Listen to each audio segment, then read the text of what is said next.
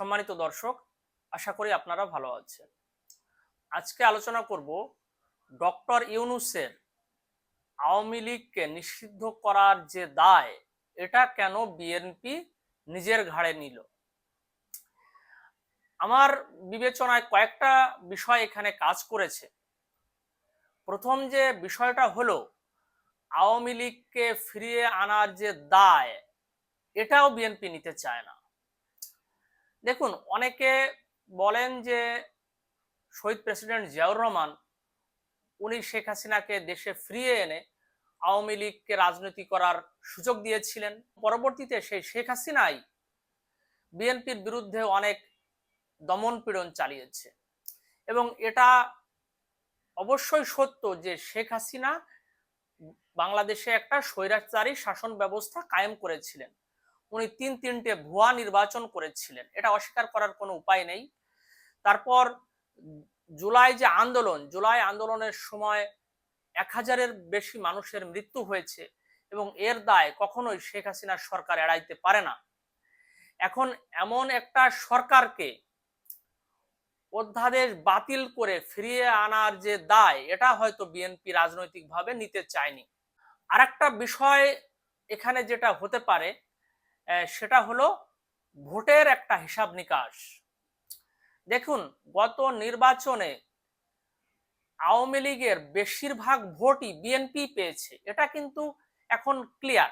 আওয়ামী লীগের লোকজন বা যারা হিন্দু ভোটার, তারা কোনো অবস্থাতেই জামাত ইসলামীরে বেশি ভোট দিবে না। তারা মনে করেছে যে বিএনপি যদি ক্ষমতায় আসে তাহলে হয়তো আওয়ামী লীগের রিটার্নটা সোজা হবে। যার কারণে বিএনপি হয়তো মনে করছে যে আওয়ামী লীগ যদি নিষিদ্ধ থাকে তাহলে এই যে ভোট ব্যাংক, এটা আমি পাবো, তাহলে এটা আমার নির্বাচনে ভোটের হিসাবের ক্ষেত্রে আমাকে একটা অ্যাডভান্টেজ দিবে। আর একটা বিষয় এখানে আলোচনা করা দরকার, সেটা হলো আওয়ামী লীগ সময়ের স্পিকার শিরীন শারমিন চৌধুরীকে আটক এবং তাকে 6 দিনের ভিতর জামিন দিয়ে দেওয়া।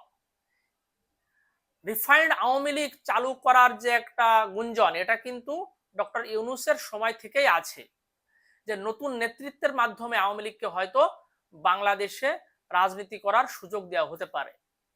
এখন প্রশ্ন হলো, এই যে ব্যান অবস্থায় আছে, এর ভিতর তাহলে কি করে আওয়ামী লীগ ফিরতে পারে, যেখানে ব্যানটাকে আইনেও পরিণত করা হয়েছে।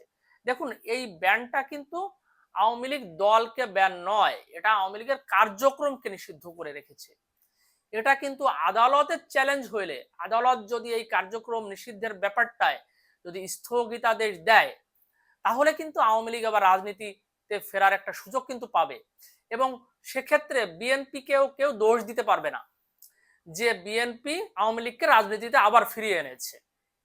তা আমার মনে হয় এই যে হিসাব নিকাশগুলো বিএনপি একটা সেফ মার্জিনে খেলার চেষ্টা করেছে, যাতে আওয়ামী লীগকে ফিরিয়ে আনার দায় তাদের উপর না বর্তায়, বা আওয়ামী লীগ যদি ফিরে আসে বা সেটা আদালতের মাধ্যমে বা অন্যভাবে, সেই দায়টা হয়তো বিএনপিকে নিতে হবে না। আজকে আলোচনা এ পর্যন্তই। সবাই ভালো থাকবেন, সবাইকে ধন্যবাদ।